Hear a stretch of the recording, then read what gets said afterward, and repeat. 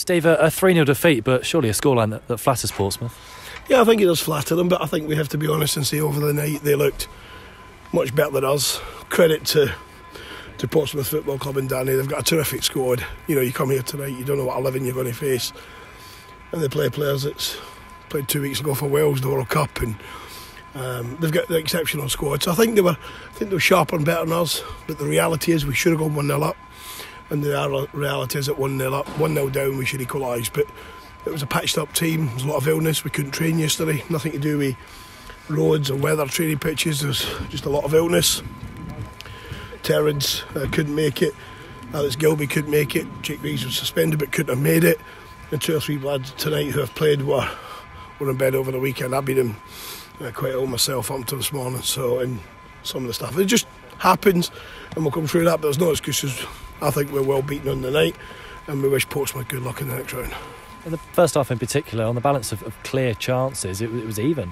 Yeah, I think your clear chances, I think their play was much more conducive, much more fluent than what we were. I think we played in patches, but you're right to identify, if you take clear-cut chances, we probably shade it, and if you take, when we're 1-0 down, we have 2 or 3 great opportunities in the final third to go and exploit them, and we don't really take that opportunity, and then we get punished some sloppy play defensively, and I'm not really concerned about the third goal. He's a terrific player, he's put it with no goalkeeper in the world saves it. I would only say Neil here allows if that end was full, which it normally is. I don't think he might have allowed that in a league game because we were certain minutes over time, but we've got no complaints. Well done, Portsmouth. Was it that clinical nature in the final third, the difference tonight, not just in terms of the finishing, but how they created chances in those areas? Yeah, I think they probably defended a little bit better than we did as well. I think our defensively we looked a little bit like we didn't train yesterday, if that makes sense, and we could train last Friday, and I know in between that we had a scrappy game against Mansfield, but as a professional footballer and as a coaching staff, you need to be on the grass, you need to go on the ground, you need to train, you need to play, especially if you're coming somewhere as tough as here. But listen, the boys will rest up tomorrow, we'll have a late night back, we'll rest up and we'll come in on Thursday and hopefully we'll get some players back from illness and an injury, and we'll get ready for a difficult game at Wimbledon. Tonight you'll be disappointed, of course, but in the next sort of days, weeks, months, is it almost a blessing in disguise that it's another cup competition you don't have to worry about with the size of the squad you've got? No. I'd rather be like Danny, I'd rather go through when I'd rather be 2 games from Wembley, and but we're not. But I look at the quality, just look at their starting 11, look at the substitutions.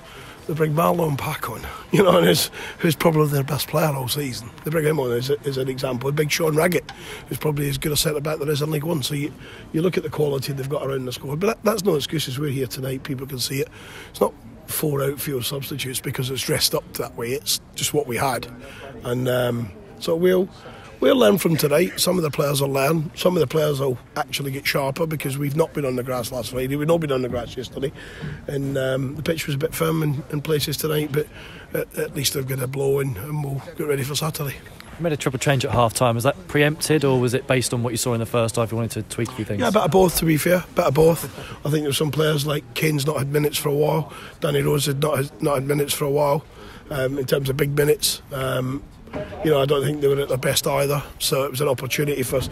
We wanted to get Luke Norris onto the pitch for a part of it because of the lack of training time. I don't think if we'd have trained Friday, it was normal conditions, normal weather, I don't think we'd have been trying to get Jordan Roberts or Luke Norris onto the pitch. We didn't bring young Saxon on, and we had to keep one back just in the event of an injury late on.